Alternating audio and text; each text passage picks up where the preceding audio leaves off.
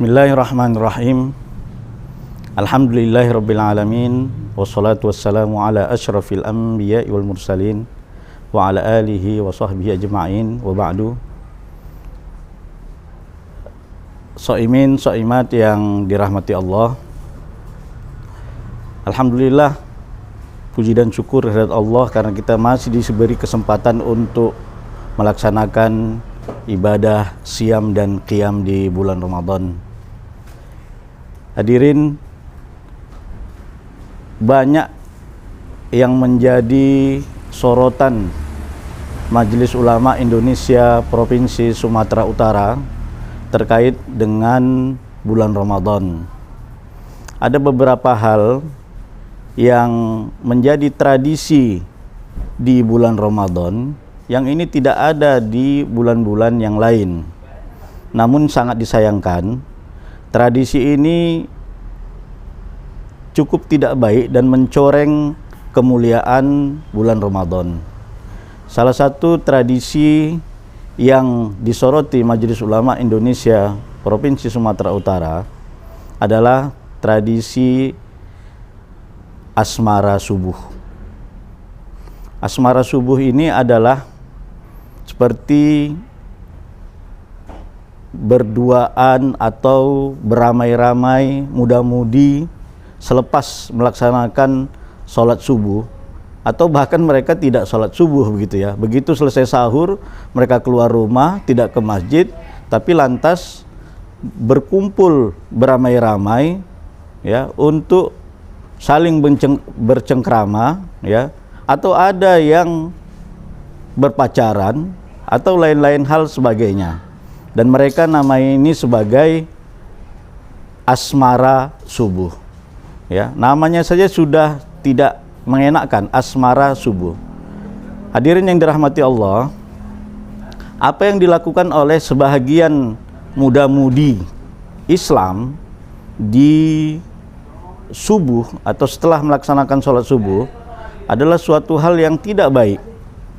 Kenapa saya katakan tidak baik?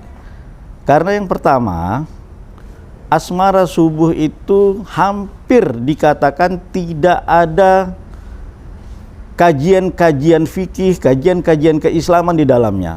Yang ada kongko-kongko, cerita-cerita, ghibah dan lain sebagainya.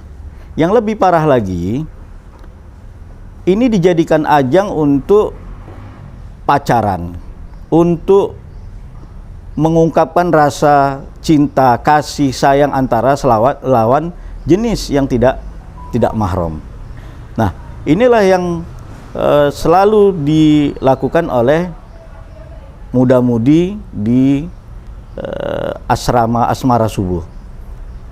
Itu yang pertama, mereka berpacar-pacaran. Padahal Islam sudah melarang itu. Ya, dalam Al-Qur'an disebutkan a'udzubillahi minasyaitonirrajim, la taqrabuz zina. Jangan kau dekati zina.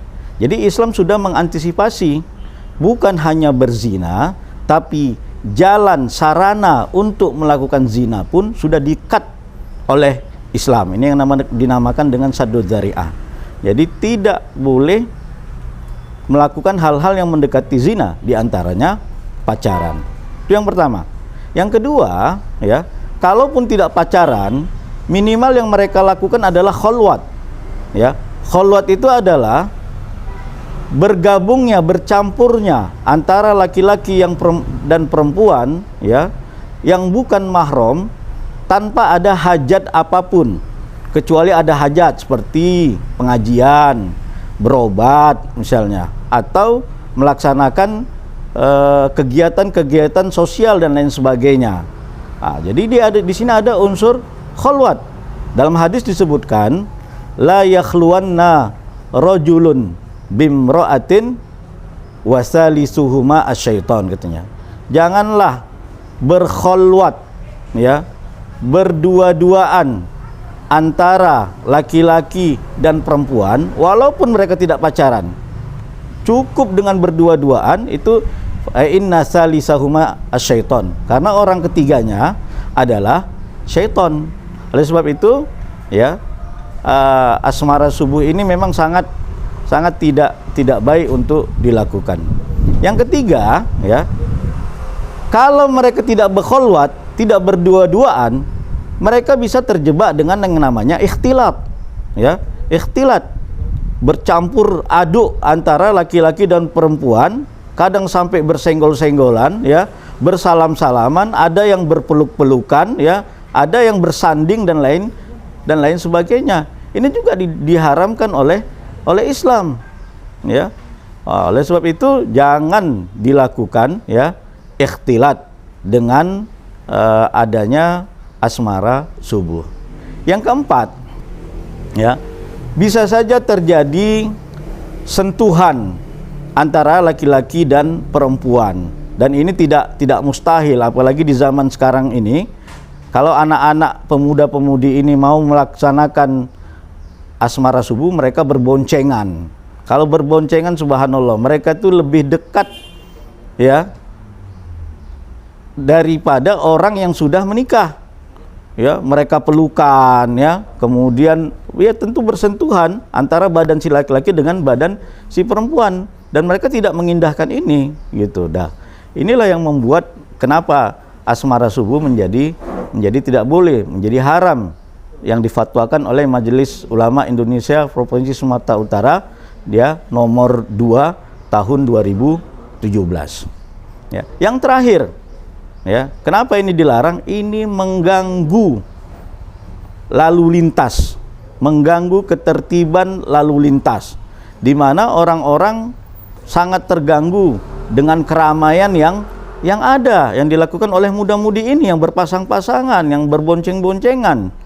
Ya, sementara kita dalam Islam dianjurkan untuk imatatul adza anit thoriq, untuk menghilangkan bahaya, mara bahaya yang ada di jalan, ya. Dan ada hadis Nabi menyebutkan, ya, ba iyyakum wal julusa fit turuqat, ya, kalian dilarang untuk duduk beramai-ramai di jalan. Ini kan mengganggu orang, akses orang untuk berjalan. Nah, ini yang pertama yang disoroti oleh Majelis Ulama Indonesia Provinsi Sumatera Utara. Yang kedua yang disoroti adalah terkait dengan petasan.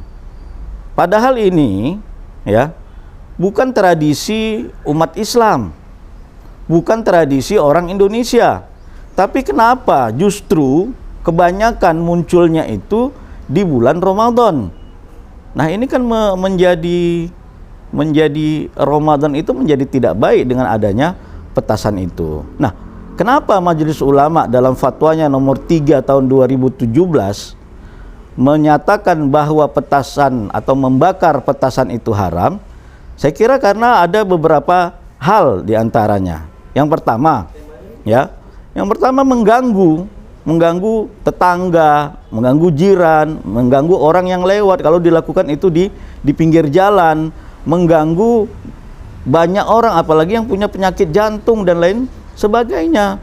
Maka ini memberikan dampak yang buruk terhadap orang lain. Maka ini tidak boleh dilakukan. Yang kedua, ada unsur mubazir di dalamnya, ya. Kita membuang-buang uang untuk membeli petasan, kemudian kita bakar petasan itu, ya, sehingga mengganggu orang lain. Innal mubadzirina kanu ikhwana syaitan wa kana syaitan lil insani kafura. Jadi mubazir itu adalah teman syaitan. Yang ketiga, kalau kita lihat bahwa petasan ini kan mengambil unsur api. Api inilah yang dijadikan oleh salah satu penganut agama sebagai sarana atau media ibadah mereka. Kalau kita lakukan itu berarti kita tasyabuh, mencontoh, ya, kaum non muslim dalam ritual agama mereka, ya, seperti misalnya Majusi, mereka beribadah dengan api, ya, menyembah api. Nah, kalau ini kita lakukan berarti kita bertasyabuh dengan non muslim. Nah, inilah kenapa Majelis Ulama Indonesia Provinsi Sumatera Utara mengharamkan, ya, membakar petasan. Ini yang mungkin dapat saya sampaikan, kurang lebih mohon maaf. Assalamualaikum warahmatullahi wabarakatuh.